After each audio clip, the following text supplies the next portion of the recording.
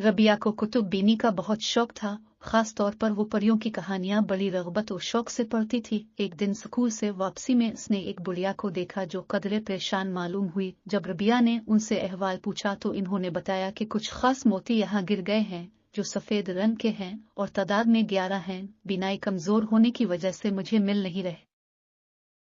रबिया ने उनकी मदद करने की ठान ली। काफी तगओदों के बाद इसने सारे मोती ढूंढकर बुढ़िया को दे दिए और जल्दी से घर के रास्ते पर गामजन हुई। सारे रास्ते वो इन मोतूहे के बारे सोचती गई। इतनी खूबसूरत और चमकीले खासे कीमती मालूम होते थे। तभी तो बुढ़िया परेशान थी।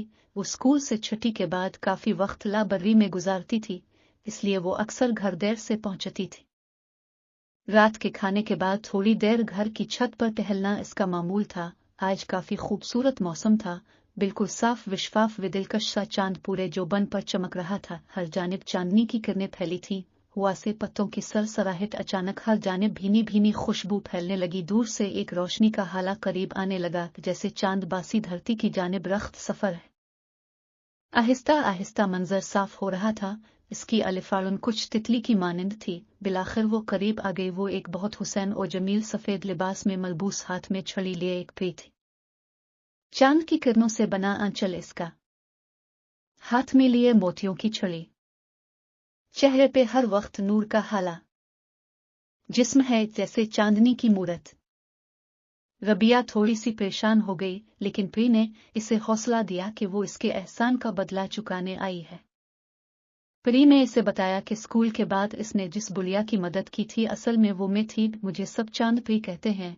जो मोती तुमने मुझे ढूंढ कर दी थे असल में वो मेरी छड़ी के थे, जो शैतानी कुव्वतों से लड़ते हुए टूट गई थी। इसके टूटते ही मेरे जिस्म की ताकत खत्म हो गई थी और मैं बूढ़ी नजर आने लगी। लेकिन वो मोती जिस जगह गिरे थे वो तुम्हारे स्कूल के पास की जगह थी, जहां तुम्हारे जैसी नेक दिल लड़की ने मेरी मदद की। मैं तुम्हारी कोई भी ख्वाहिश पूरी करूंगी।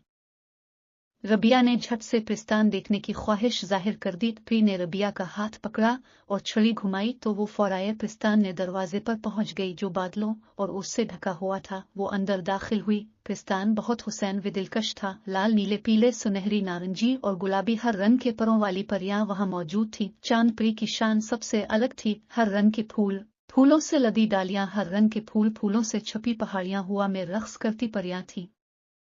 गिल व पेवल की गलियां, हर जानिब फितरत का रंग फैला हुआ था। उसके साथ ही चांद प्री ने एक शानदार दूध का इंतजाम किया जिसमें सब परियां मधु थी। खाने में शहद, अनवा अकसाम के फल और मिठाइयां पेश की गई। फिर महल में घूमने के बाद वो एक लाइब्रेरी में गई, जहां से उसने कहानियों की किताब साथ ले जाने के लिए रख ले। अब वापस जाने का वक्त आ गया था। रबिया सब परियों से मिली और चांद प्री से इजाजत चाही। फिर उसने छड़ी घुमाई और रबिया वापस अपने घर में मौजूद थी। इसके हाथ में बहुत सी किताबें थीं। चांद प्री ने इसे तोहफे में दी थी और वो बहुत खुश थी।